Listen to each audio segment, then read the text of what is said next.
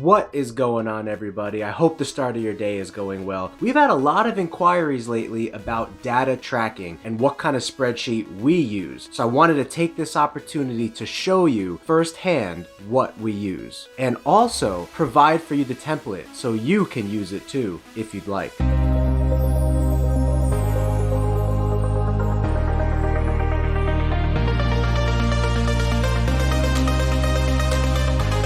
Okay guys, this is it, the 2021 breeding season. Let me show you everything that we record and how you can record the same information too. This is the spreadsheet that we are using. As you can see, it is the model that I am going to send to you guys. So all of these rows will be empty, all of these going down. These first two rows are just examples of how to use this spreadsheet. Let me first go through the data that we are tracking. And just to kind of summarize it in one line here, I put in pink the 2021 breeding season. Right underneath that is where your female is going to go, the female that you are breeding. Each one of these lines are a different female. So let's say this female right here is going to be Jelly Bean. Let's say this female right here is going to be Sugar. Let's say this female right here is going to be Fuega, and so on and so on and so on. So each female will get their own recorded set of data. Let's erase that for now. Now when next year starts, you will just highlight everything, copy and paste it into a new document,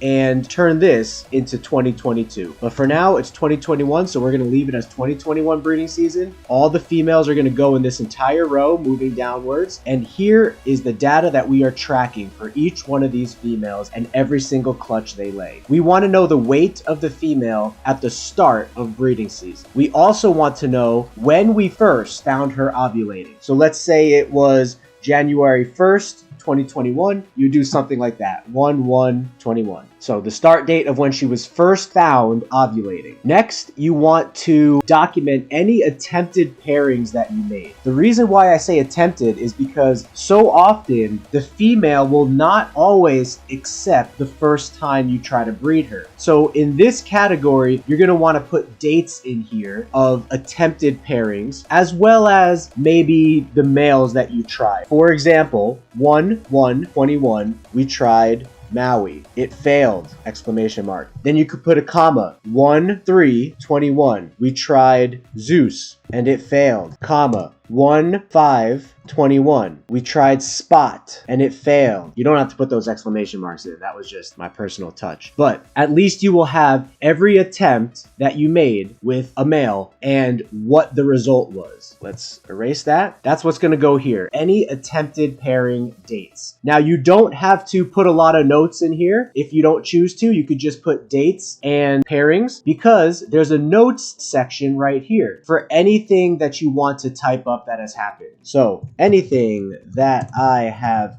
found out and want to record about what has happened so far can go here. Exclamation mark. So anything that you want to record note-wise of anything that's taken place up to this point, from the female to the weight to the ovulation to the attempt, you can put in more detail notes in this section here. Notes from anything up to this point. Next, this is where the juicy stuff comes in. Pairings. And that's why this is green. Green is a go. We have our first successful pairing, or in this case, our first successful lock between a male and a female. This category will show the male that actually locked that female. So let's say the first successful lock was on 1/15/21. You'll want to put the date in there. Now you don't have to put a lot of detail in there because you are going to have the male that locked here. Let's say it was Maui. And then you are going to have notes from the first successful pairing. Sometimes I put stuff like this. Female appeared to be aggressive towards male at first,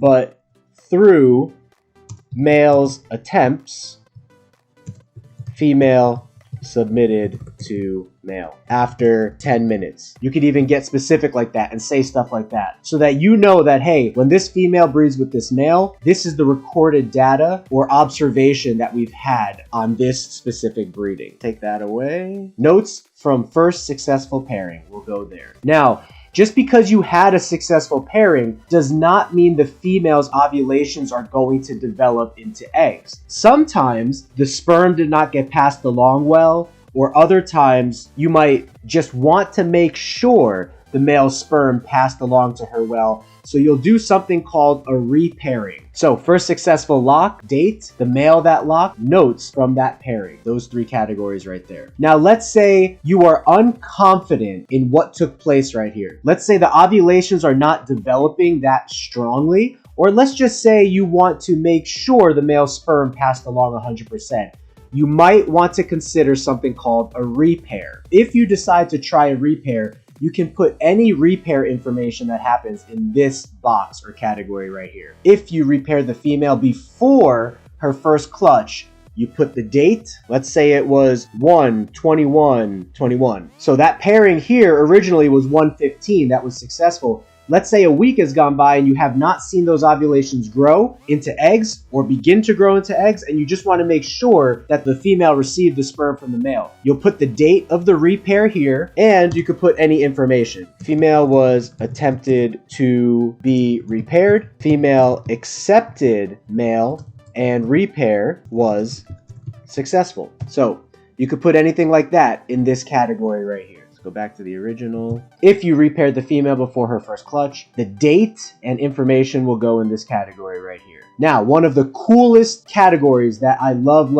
How do you know when your female is going to lay her eggs and when you should look for those eggs? That is everything to do with this category right here. Female's expecting lay date, which is going to be 2 weeks from her paired date. Remember, this first paired date was 1/15/21. So you'll go to your little calendar here, back in January, 1/15, and you will literally count 7 days, which you just go down, 1, 2. That's 2 weeks, the 29th. So in this category here, you will put 1/29/21. And then every single day or every couple of days when you are considering what females are about to lay eggs and when you need to look for those eggs, you will take a look at your expecting categories for all of these females, every female for every single clutch. Pay attention to the expecting categories, and it's January 27th today, let's say. This female is due for some eggs on the 29th. Let me start checking now. I usually start checking for eggs about 3 days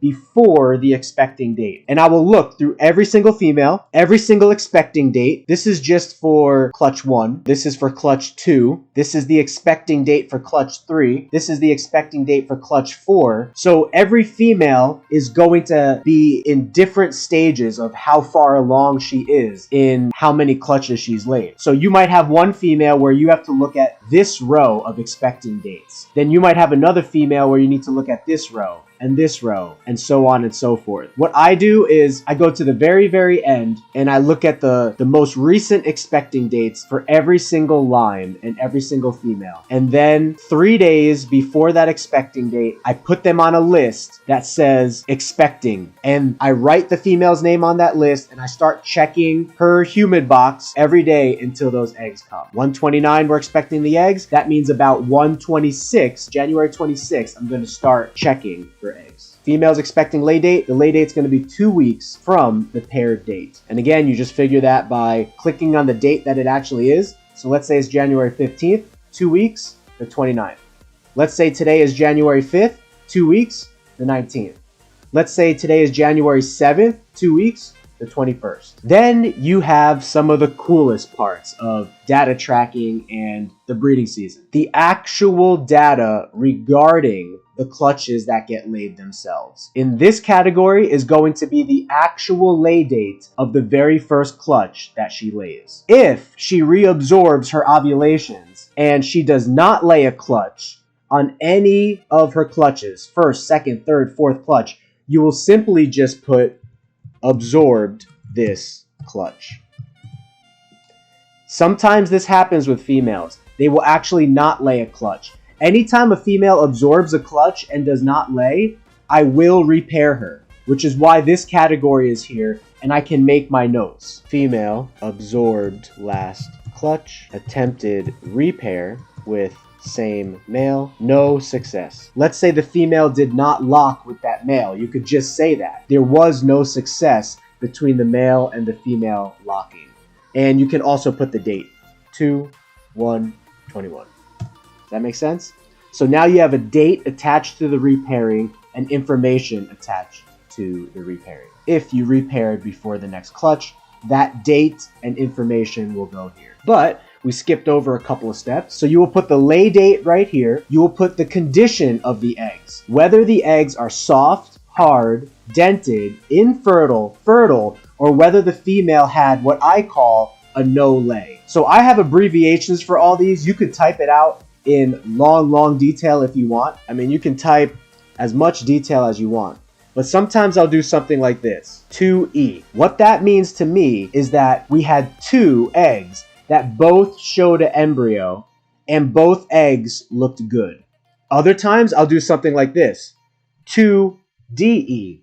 What that means is we had 2 eggs, they were both dry, the D stands for dry, but I did see an embryo in there. Another thing that is popular for me, I'll put 2S and E. What 2 means is that we had 2 eggs, they were both soft, that's what the S stands for, and NE stands for I did not see an embryo in those eggs when I candled them, when I flashlight them. Another popular combination you'll see is 1E, 1NL.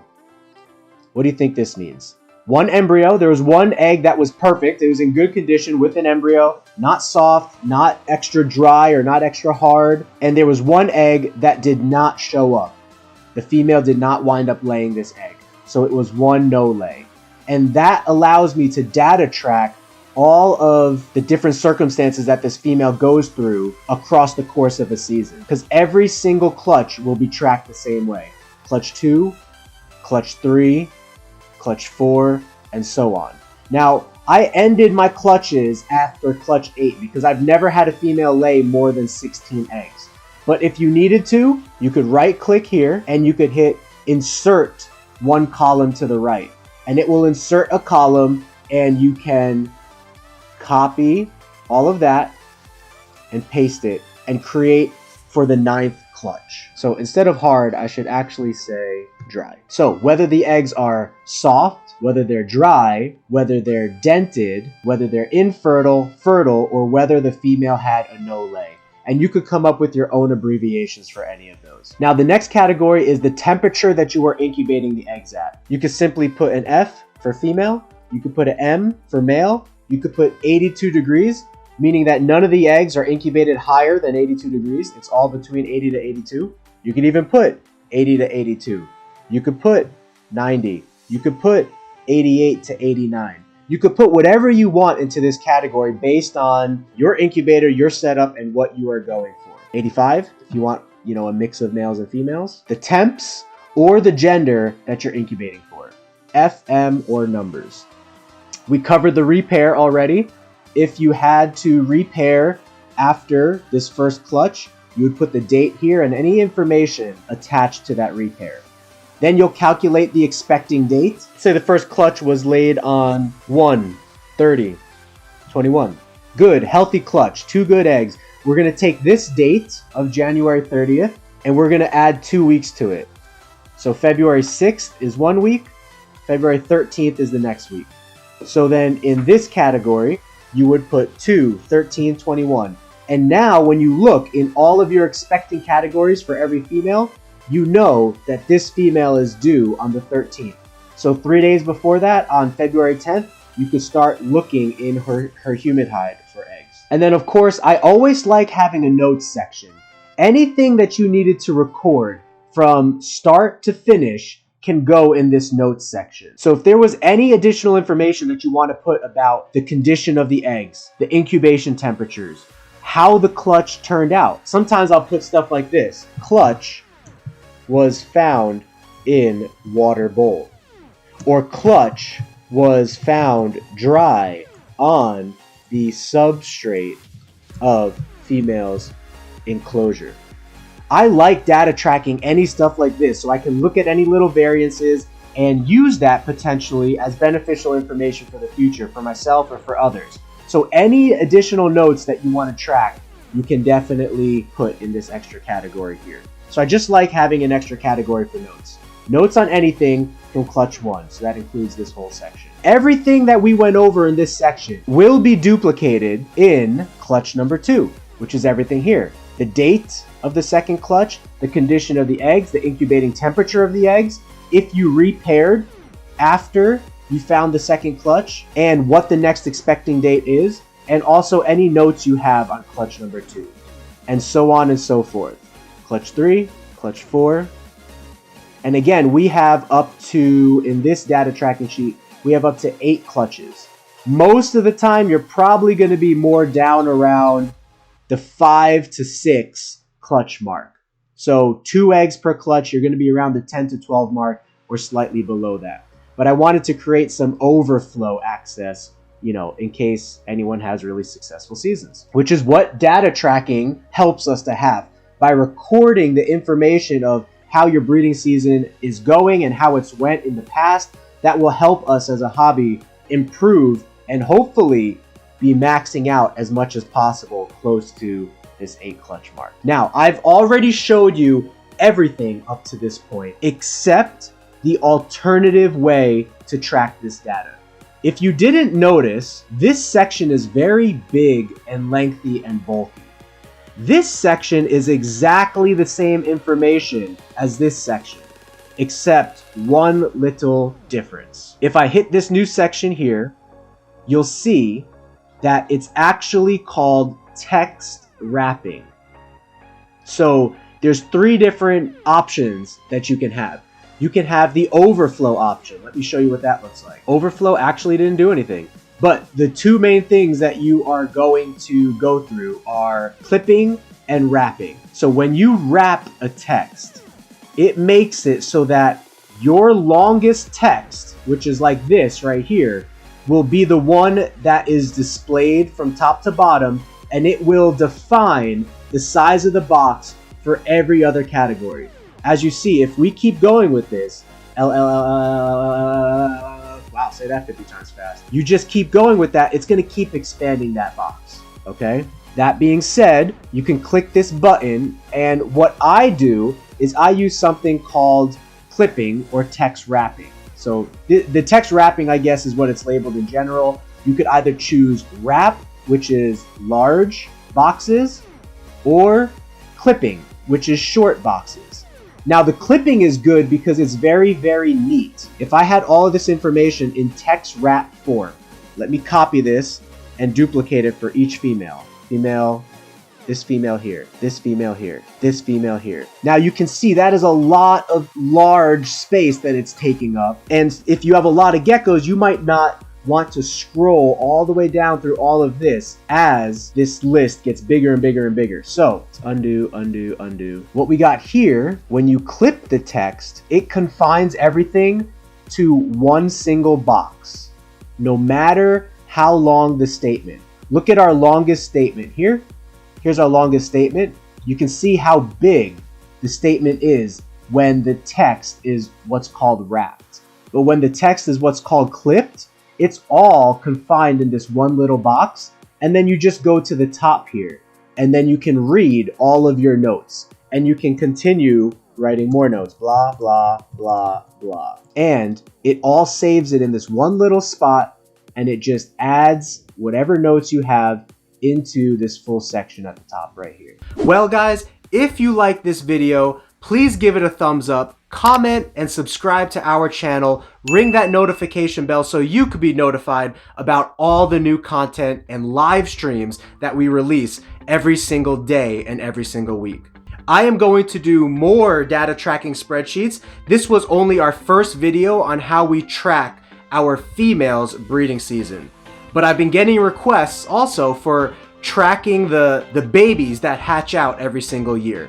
And so I'm putting together a user-friendly spreadsheet and adding data and categories to it every single day so I could release another video like this to you for hatchlings. Well, I hope you're having a good day wherever you are. Take care, let me know if you got any questions, and have a Geeky Gecko great day. Well guys, if you like this video, please give it a thumbs up. Please give it a like.